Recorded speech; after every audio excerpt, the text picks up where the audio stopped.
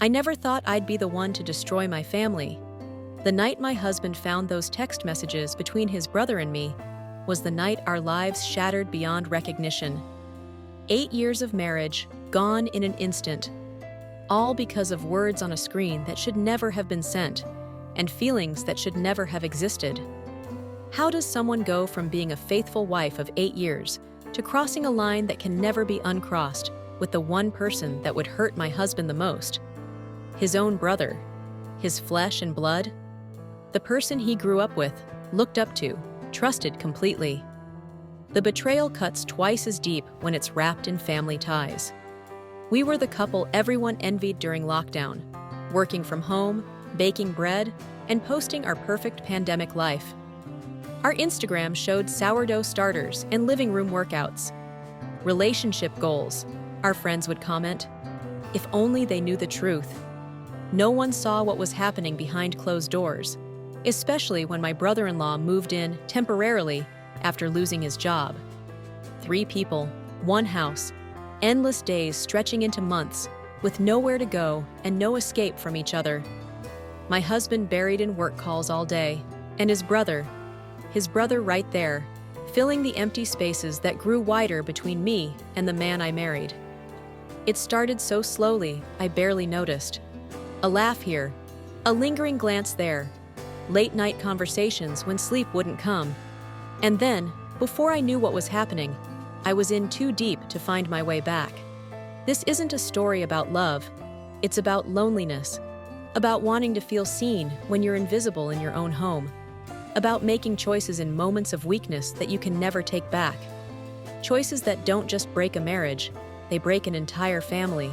Before we go any deeper into this story, I want to welcome you to Infidelity Scandals, where we share real stories of infidelity, not to glorify them, but to understand the human mistakes that change lives forever.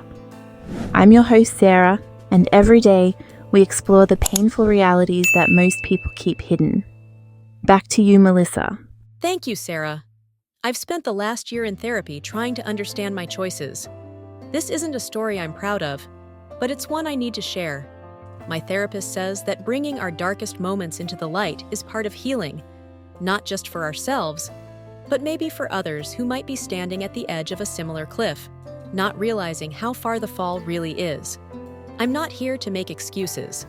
What I did was wrong, deeply, unforgivably wrong, but understanding why people make destructive choices matters. By the end of this story, you'll understand how isolation, emotional neglect, and proximity can create the perfect storm for betrayal, and the devastating aftermath no one prepares you for. The pandemic changed all of us in ways we're still coming to terms with. For some, it brought families closer. For others, like me, it exposed cracks in our foundations that we'd been papering over for years.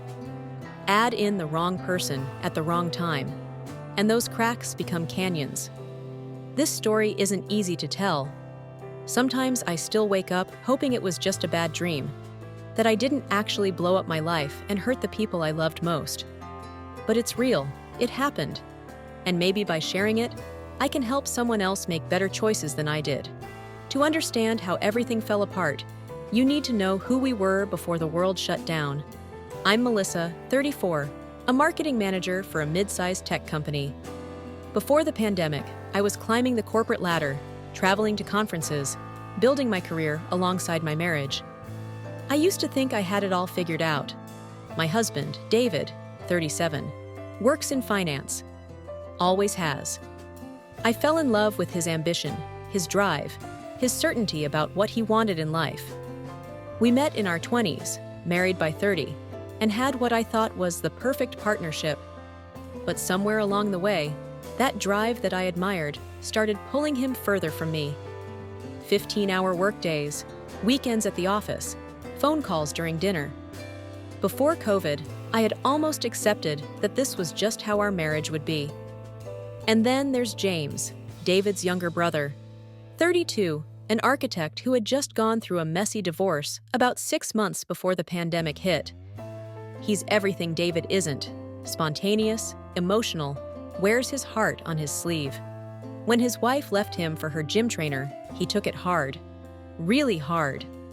David was always telling him to man up and get over it, but I could see how much he was hurting. My husband and I had been growing apart for years.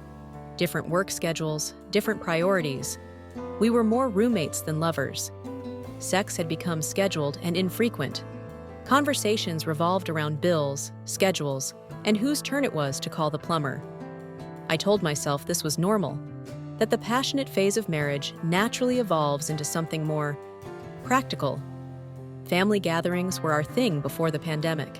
Monthly dinners, holiday celebrations, summer barbecues.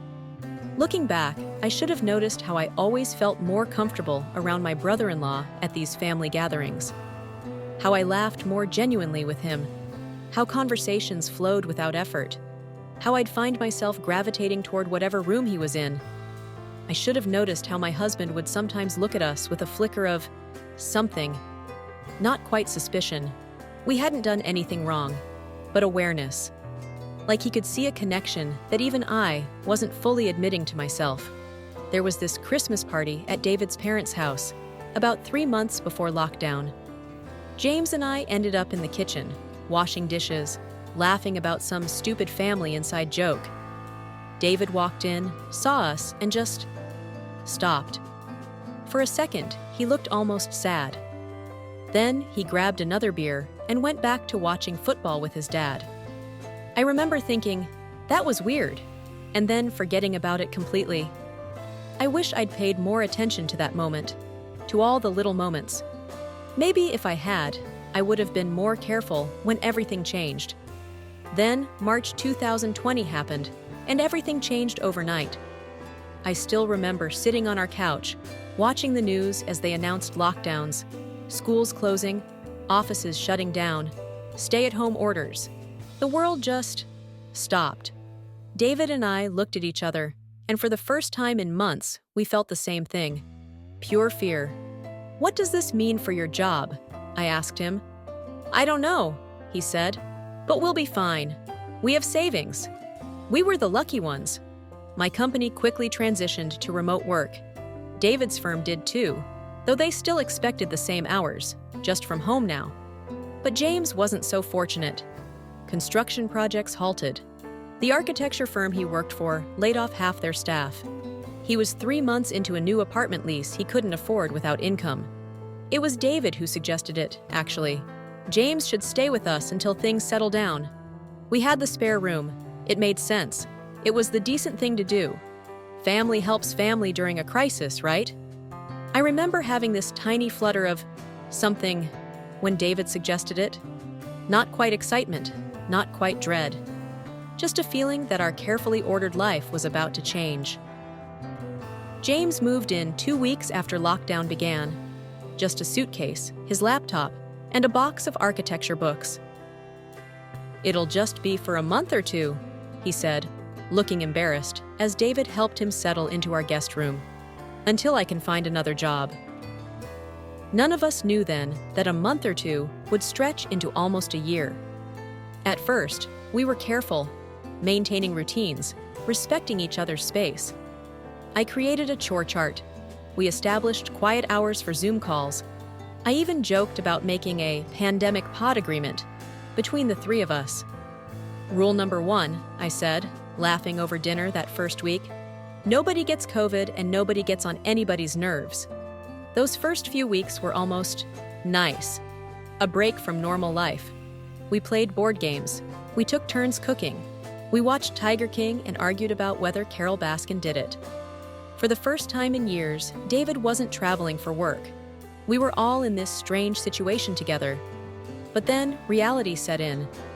David's company adapted, and suddenly, he was working longer hours than before. Locked in our bedroom, turned office from 7 a.m. to sometimes 9 p.m. Back-to-back Zoom calls, constant emails. The physical office had provided some boundary between work and home. Now that was gone. And just like that, our household dynamics shifted. Suddenly, I was cooking for 3. But it was James who was eating with me most nights, while David grabbed a plate to take back to his office. Movie nights became our new normal. James and I on the couch, keeping the volume low so we wouldn't disturb David's late calls. James fixed things around the house my husband had ignored for years. The leaky faucet in the guest bathroom, the squeaky hinge on the back door, the wobbly leg on our coffee table. Small things that I'd asked David to look at a dozen times, but he never had the time. "You don't have to do this," I told James one afternoon as he was up on a ladder, changing the light bulb in our kitchen fixture that had been burned out for months. "Are you kidding?" he said. "It's the least I can do. You guys are saving me." I didn't know then that we were creating a new kind of intimacy. The intimacy of shared space, of daily life, of small kindnesses and casual touches that would eventually lead us somewhere we should never have gone. As April turned to May, and May to June, the temporary nature of our situation began to feel permanent. The pandemic wasn't getting better, it was getting worse. Death tolls rising, new variants, more restrictions. And with each passing week, our house felt smaller, the walls closing in. As the pandemic worsened, my husband threw himself into work, spending 12 to 14 hours locked in his home office on endless Zoom calls. Sometimes I'd press my ear to the door just to hear the sound of his voice, talking confidently about market projections and quarterly earnings, a voice he rarely used with me anymore. When he did emerge, he was exhausted, distracted, checking his phone constantly for emails. "You need boundaries," I told him one night after he missed dinner again. "Boundaries?" He laughed, but there was no humor in it. "Mel, people are getting laid off left and right. I'm lucky to have a job. We all have to make sacrifices right now." I wanted to scream, "But what about us? What about me?" Instead, I just nodded and cleared his untouched plate from the table. I started to realize my husband and I hadn't had a real conversation in weeks. He was physically present, but completely unreachable. There were nights we'd lie in bed, inches apart, yet separated by an invisible wall. I'd try to talk about my fears, my anxieties about the world falling apart around us, and he'd murmur, while scrolling through his phone. Sometimes I'd stop mid-sentence, just to see if he'd notice. He never did. Meanwhile, his brother was there, making me laugh during anxiety-filled days, helping with household chores, actually listening when I spoke. James was struggling too, sending out resume after resume into a job market that had basically frozen. But somehow, he still had the capacity to ask how I was doing, to remember details from conversations we'd had days before, to notice when I changed my hair or wore a new shirt. "You seem down today," he said one afternoon when I was staring blankly at my laptop, trying to focus on work while the world burned. "Just tired," I lied. "No, it's more than that." He sat down across from me at the kitchen table. "Talk to me, Mel." And I did. I talked about my fears for my parents, who were in a high-risk category, about my frustration with work, about feeling trapped and scared and uncertain. Things I should have been telling my husband, but the words flowed so easily with James. That's when the internal conflict began. I started looking forward to the moments when my husband was working. I found myself checking my appearance before coming downstairs in the morning, wondering if James would like my outfit. I told myself it was innocent, just human connection during an isolated time, just friendship, just family. But there was a voice in the back of my head, quiet but persistent, that whispered, "This is dangerous. You're playing with fire." I ignored it. It was a pandemic. The world was falling apart. Was it really so wrong to hold on to the one thing that made me feel human, that made me feel seen? Looking back, this was the turning point. This was where I should have drawn a line, created some distance, been honest with myself about what was happening. But I didn't. Because the alternative, facing the loneliness, the emotional abandonment, the growing emptiness in my marriage, seemed worse than whatever line I was starting to cross. And so I kept crossing it, one small step at a time. It started with late-night conversations after my husband went to bed early for his morning meetings. David would turn in around 9:30, exhausted from his day of virtual meetings, while I'd still be wide awake, my body clock completely thrown off by lockdown life. James was a night owl too. At first, we just watched TV in the living room, keeping the volume low. But soon, the TV became background noise as we talked. Real talks, life stories, fears, dreams, the things my husband and I no longer shared. "I never wanted to work in finance," James told me one night, around midnight, as we sat on opposite ends of the couch. "I only went into it because our dad pushed me. David was always the good son, following the family path. I was the rebel who chose art school." "I didn't know that," I said, realizing how little I actually knew about my brother-in-law despite years of family gatherings. "David doesn't talk about family stuff much, does he?" James asked. I shook my head. "Not really, not anymore." Those conversations became my lifeline during those dark months.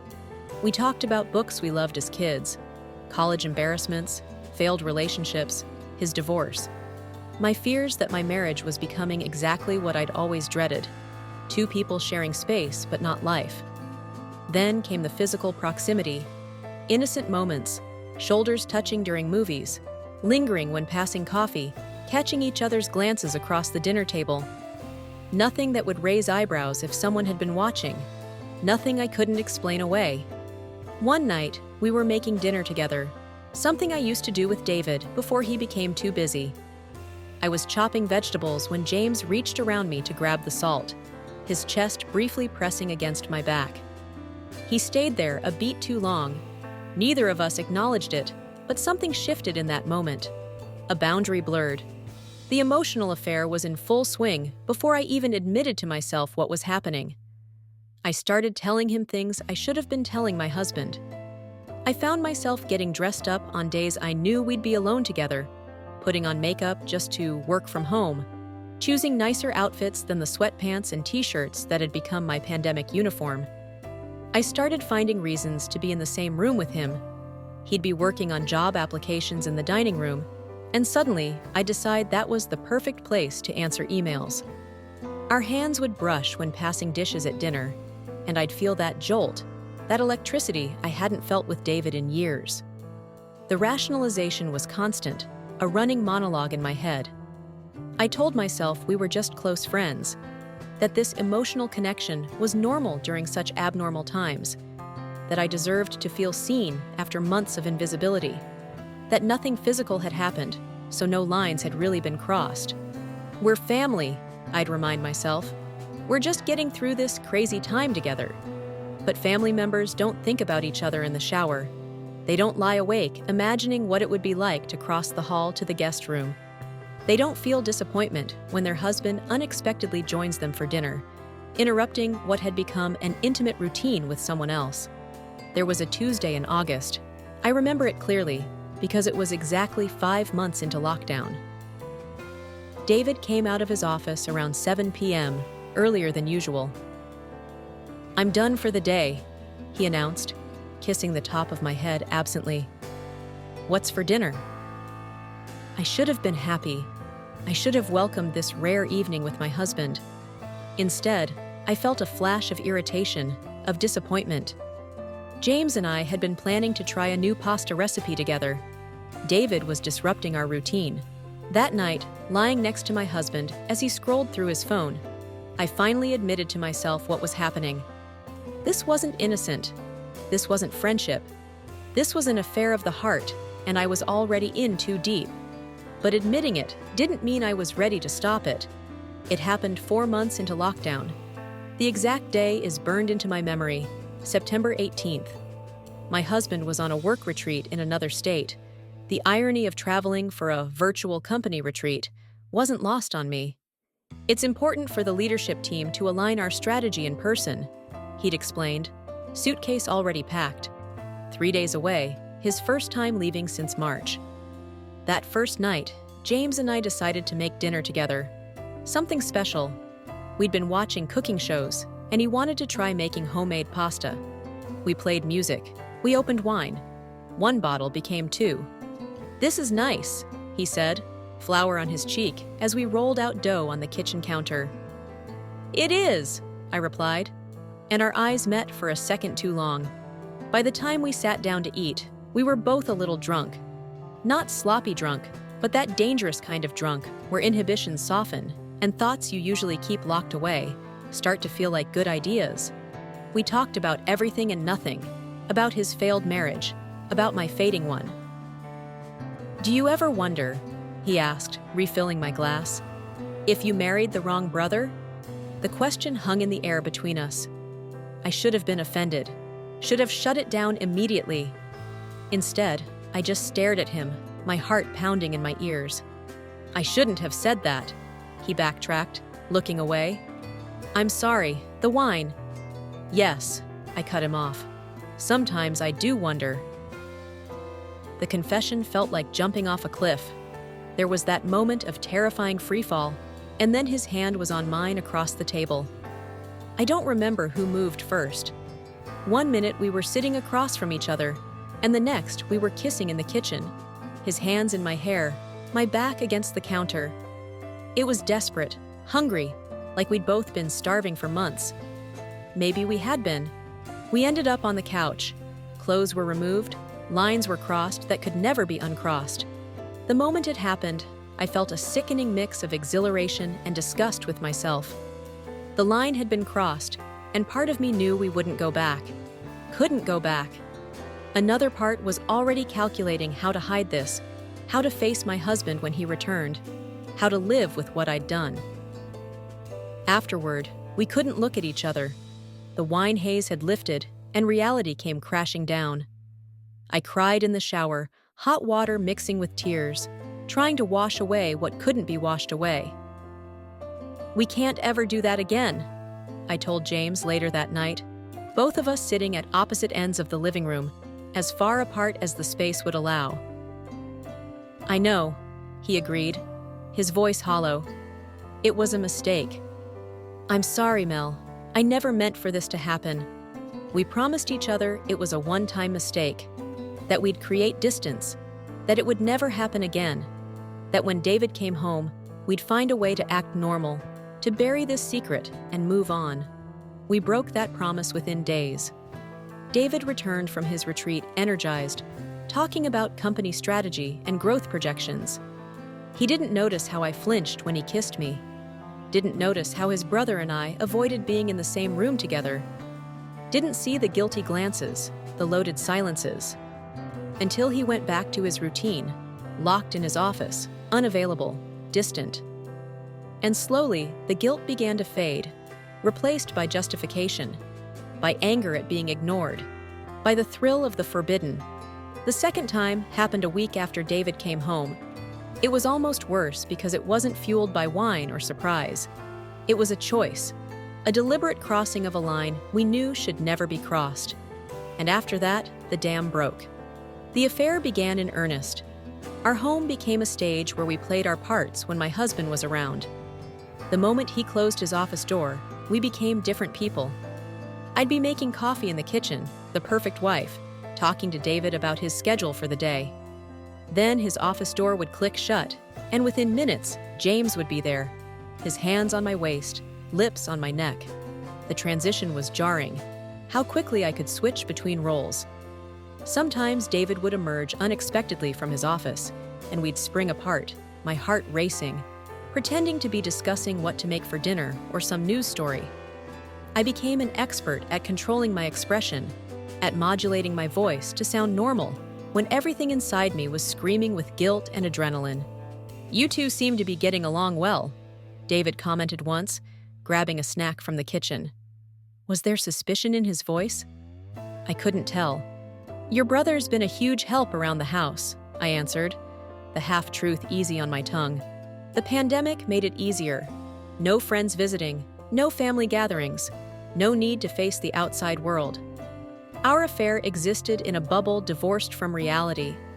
We didn't have to worry about being seen together at a restaurant or running into someone who knew us. The lockdown that was suffocating the rest of the world gave our secret room to breathe. In October, 7 months into the pandemic, cases surged again. Restrictions tightened. David's company canceled their plans to return to the office, extending remote work indefinitely. James had found some freelance design work, but nothing full-time. Our arrangement, our threesome household, had no end in sight, and I was relieved. The thought of James moving out, of our bubble bursting, filled me with panic. What did that say about me, about what I'd become? There was something intoxicating about the danger, the secret exchanges, the silent communication across rooms. It was like the pandemic had created a separate universe with different rules. Like normal morality was suspended along with normal life. A look from James during a family Zoom call while David talked about market trends. His hand finding mine under the table during the rare dinners when all three of us ate together. Notes left in places only I would find. The risk became part of the thrill. We'd have sex in the living room while David was on calls, timing ourselves by the length of his meetings. Once in the kitchen, with David just 30 feet away, separated only by a door that could open at any moment. Each time, the fear of discovery only heightened everything. "We need to be more careful," James would say afterward, guilt crossing his face. "We will," I'd agree. But we weren't. Not really. We got careless. Late-night texts, photos we shouldn't have taken, making plans right under my husband's nose. My phone became a repository of evidence, of desire put into words that should never have been written down. I'd delete messages, then restore them later, unable to part with these records of our connection. "I can't stop thinking about this morning," James texted one afternoon, while I was sitting on the couch, David working just down the hall. "Tonight, after he goes to sleep," I texted back, the thrill of making plans so openly adding to the excitement. We developed a language of our own, references only we understood, inside jokes, pet names, a parallel relationship growing stronger while my marriage withered further. David noticed my phone habits changing. "You're always on that thing lately," he commented one night as we got ready for bed. "Just talking to my mom," I lied. "She's lonely with all the isolation." Another lie on the pile of lies that was growing so high, I sometimes feared it would collapse and bury us all. November came. Thanksgiving. We didn't travel to see family as we normally would. Just the three of us around our dining table, a mockery of family togetherness. I made a turkey. We all said what we were thankful for. David said, "Family." James and I couldn't look at each other. That night, after David fell asleep, I snuck to the guest room. As I slipped back into my own bed hours later, I had a moment of clarity, a brief flash of seeing myself as if from above. The woman who was betraying her husband with his brother under their own roof. The woman who could smile and serve turkey and lie without missing a beat. I didn't recognize myself anymore, but I also couldn't stop. By December, the affair had been going on for nearly 3 months. It had evolved from frantic, stolen moments to something that felt almost like a real relationship. We talked about the future in vague terms, about what would happen after the pandemic, after whatever this was between us played out. Neither of us had the courage to put it into concrete words, to admit what we were really doing, what it would really mean for everyone involved if we pursued this beyond our quarantine bubble. And then, a week before Christmas, everything fell apart. December 18th, exactly 3 months since that first night. I remember the date because it was exactly 1 week before Christmas. I had ordered presents online for both brothers, separate gifts, wrapped separately, hidden separately. The mental gymnastics I was doing every day had become my normal. The fatal mistake was so mundane, so ordinary. I had left my phone unlocked on the bathroom counter when I went to take a shower.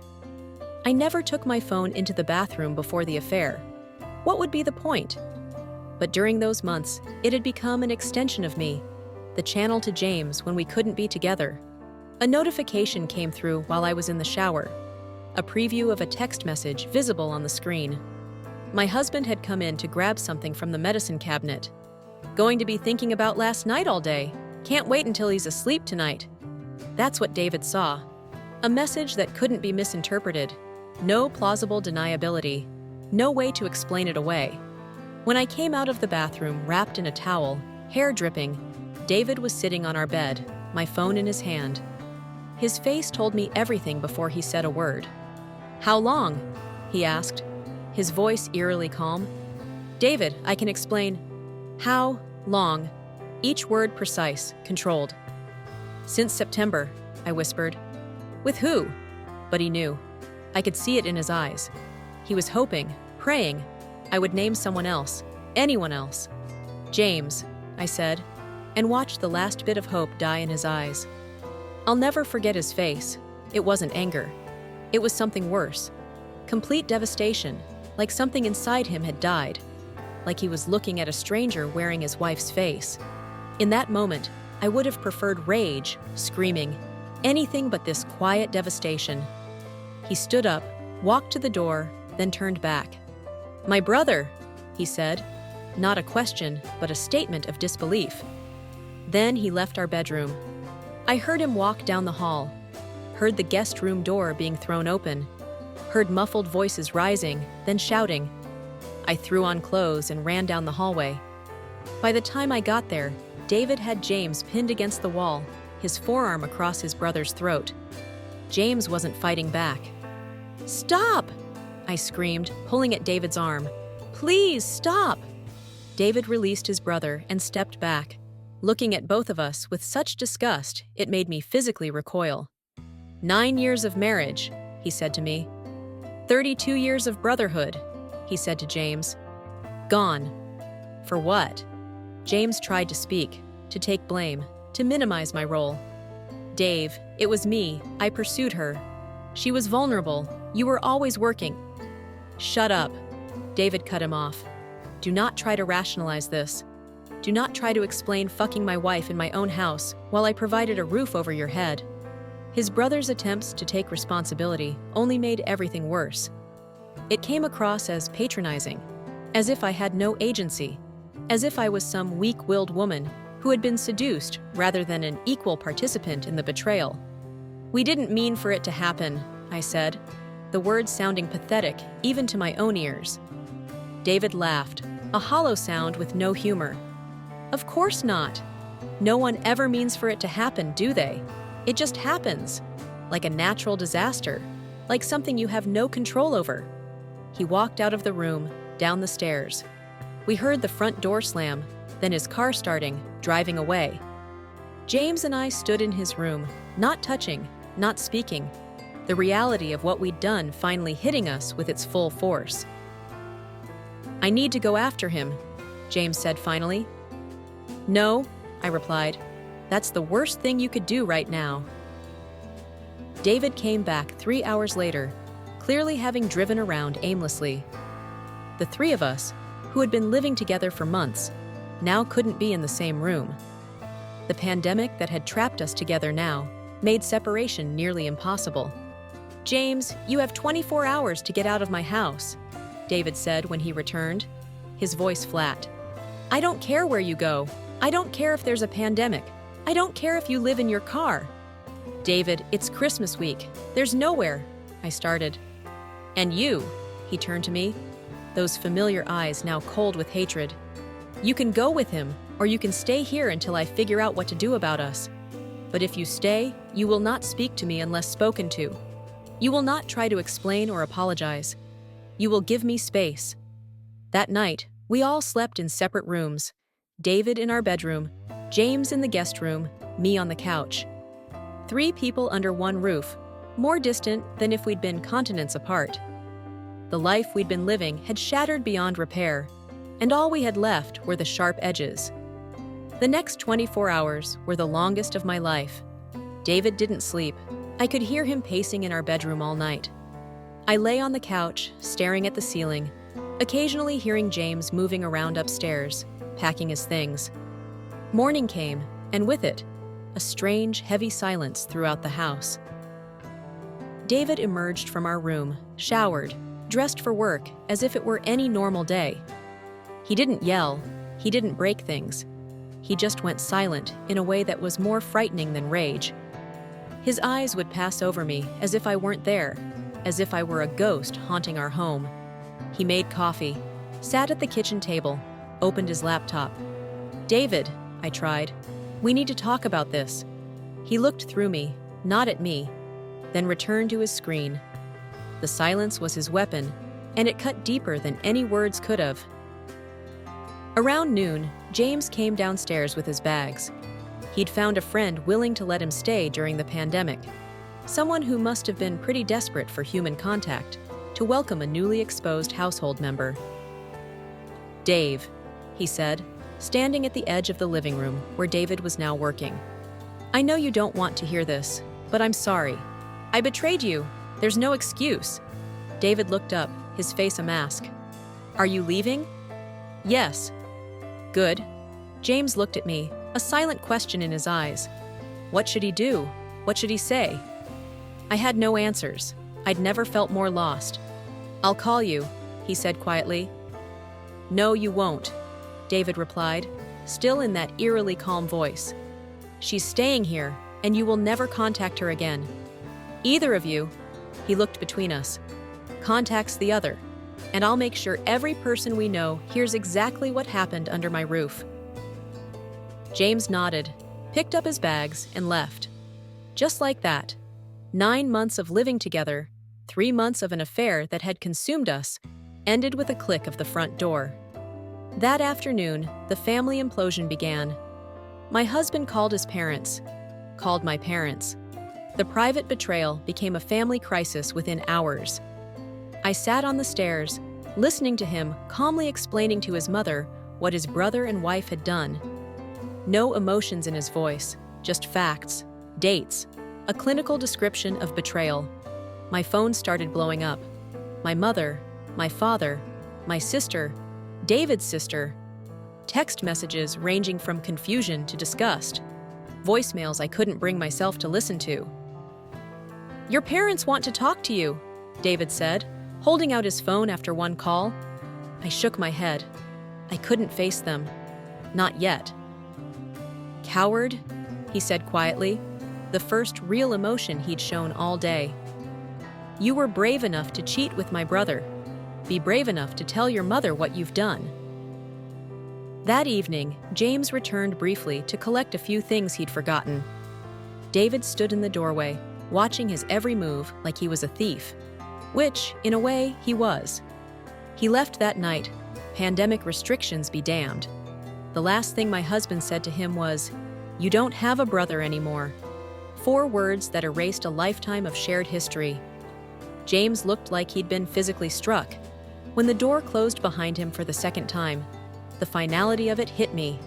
Whatever fantasy I'd been living in, that somehow this could all work out, that somehow we could all move forward, died in that moment. Suddenly, I was alone with my husband in pandemic lockdown, with nowhere to go, no way to escape the damage I'd caused. The isolation that had created the conditions for our affair now made the aftermath inescapable. "You should sleep in our bed," David said that night, gathering a pillow and blanket for himself. "I'll take the couch." "David, you don't have to." "I'm not being chivalrous," he cut me off. "I just can't stand the thought of sleeping where you've been."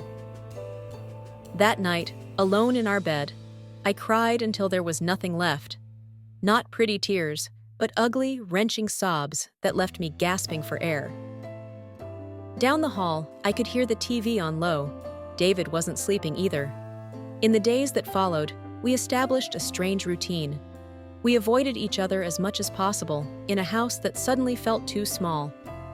We communicated through notes left on the kitchen counter. Going for a walk. On a call until 3, just enough information to ensure we wouldn't accidentally occupy the same space. Friends called, worried about David after receiving cryptic texts from him about personal issues. He took those calls in his car, parked in our driveway, the only privacy available. My parents stopped calling after a few days of unreturned messages. I'd texted my mom once. "It's true. I can't talk about it now." That was all I could manage. James tried to call once. I didn't answer. He texted, "I'm sorry for everything. I'll always care about you." I deleted it without responding. Whatever I'd felt for him seemed distant now, like a fever dream I'd woken from to find I'd burned my real life to the ground. Christmas came. No tree, no presents, no acknowledgement. David and I ate frozen dinners in separate rooms. Outside, Neighbors' houses sparkled, with lights meant to bring joy to a dark pandemic winter. Inside our home, darkness had won. January came with its promises of fresh starts and new beginnings. The rest of the world was celebrating the end of 2020, hopeful that 2021 would be better. In our house, the calendar change meant nothing. Time had stopped the moment David saw that text message. For 2 weeks after the holidays, we tried to talk. Or rather, I tried to talk, and David tried to listen. I begged for forgiveness, made promises, suggested counseling, blamed pandemic stress, loneliness, his emotional absence. But every conversation ended the same way, with the unanswerable question, why him? Why my brother? I don't know, I'd say, which was both the truth and a lie. I did know, but the reasons sounded so pathetic when spoken aloud. Because he was there. Because he listened. Because it felt good to be wanted. Did you love him? David asked once, late at night, the two of us sitting at opposite ends of our dining table. No, I said immediately, then hesitated. I don't think so. I don't know what it was. That's worse, he replied. If you'd fallen in love, at least that would be something. This was just, what? Boredom? Convenience? He wasn't wrong. And that made it even more unforgivable. Mid-January, after a particularly difficult argument, where I'd tried to explain once again what had led to the affair, David made a decision. I'm moving into the spare room, he announced the next morning. I need more space. The spare room, the same room where his brother had stayed, the same room where we had carried on our affair while David worked diligently to support us both. The symbolism wasn't lost on either of us. Are you sure? I asked, my stomach sinking. This felt like more than just needing space. This felt like a step toward the end. I can't keep doing this, he said, his voice tired. I can't keep having the same conversation. I can't keep looking at you and seeing them, United States, all of it. He moved his clothes, his personal items, set up a second workspace in there. Our house became officially divided. The master bedroom and living room were mine. The spare room and kitchen were his. When he needed to work in his main office, he'd text me first to make sure I'd be elsewhere. We were roommates now. Worse than roommates. Adversaries sharing space out of necessity due to a global crisis. February, March. The pain dulled, but never disappeared. We established routines that minimized contact. Sometimes days would pass without us speaking a single word to each other. I started therapy, virtual sessions where I'd lock myself in the bathroom so David wouldn't overhear my confessions, my attempts to understand why I'd destroyed everything I valued. In April, vaccines became available. The world began, slowly, to reopen. Freedom from our self-imposed prison was finally possible. When restrictions finally eased, divorce papers arrived via courier. There would be no counseling, no second chances. The documents were straightforward, almost generous. David wasn't contesting anything, wasn't seeking punitive measures, despite having every right to do so. He just wanted out, as quickly and cleanly as possible. I signed them without argument. What right did I have to fight for a marriage I'd betrayed so completely? David moved out the following week, to a friend's place temporarily, then to an apartment of his own. Our goodbye was nothing like I'd imagined ending a 9-year marriage would be. No tears, no reminiscing, just logistics about mail forwarding and utilities. I think we should both agree not to discuss the specifics with friends, he said as he carried out his last box. Just say we grew apart during the pandemic. It happens. A final act of kindness, offering to preserve my reputation when he had every reason to destroy it. What about James? I asked, the first time I'd spoken his brother's name aloud in months. David's face hardened. James is no longer my concern. Or yours. His brother had tried to contact me for weeks after he left. Calls, texts, emails. I'd ignored them all, finally blocking his number in February. Then nothing. I later learned through a mutual friend that he'd moved across the country, changed his number. The brother bond was destroyed beyond repair. Whatever we'd had, passion, connection, understanding, hadn't been worth the cost. As the door closed behind David for the last time, I stood in our half-empty house, surrounded by the remnants of a life we'd built and I'd shattered. The silence was different now, not tense, not charged with unspoken words, just empty. Just like me. It's been almost a year since David left. A year of living with myself, of waking up every morning and remembering what I did, who I hurt, what I lost. I spent months blaming the pandemic, blaming my husband's emotional distance, blaming anything but myself. Therapy forced me to face the truth. I made choices. Devastating choices. No one forced me into James's arms. No circumstance, no matter how stressful, made me betray my husband. I did that. My therapist talks about contributing factors versus causes. Yes, there were problems in my marriage before the affair. Yes, the pandemic created an unprecedented pressure cooker. Yes, I was lonely and neglected. But those were contributing factors. The cause of the affair was my choice, made day after day, to cross boundaries I knew should never be crossed. Understanding why I was vulnerable to the affair doesn't excuse what I did. Nothing could justify betraying my husband with his own brother. The most intimate betrayal possible, committed against the person who had given me 9 years of his life, who had taken in his own brother when he needed help. The magnitude of my selfishness still takes my breath away sometimes. The ripple effects went far beyond my marriage. I didn't just lose my husband, I lost his entire family. His parents, who had treated me like a daughter for nearly a decade, blocked my number. His sister, once my closest friend, told mutual acquaintances she never wanted to hear my name again. Friends chose sides. Most chose his, and rightfully so. In the middle of a global crisis, when connection was more important than ever, my support system evaporated overnight. My own family struggled too. My parents, traditional and family-oriented, couldn't understand what I'd done. "How could you?" my mother asked during one painful phone call. I had no answer that made sense, even to myself. The divorce was finalized 6 months ago.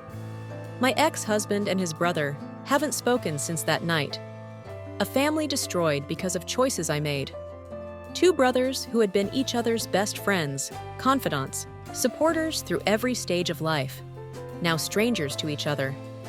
That might be the most unforgivable part of all this, that my selfish choices broke something that had nothing to do with me, a bond that had existed long before I came into their lives.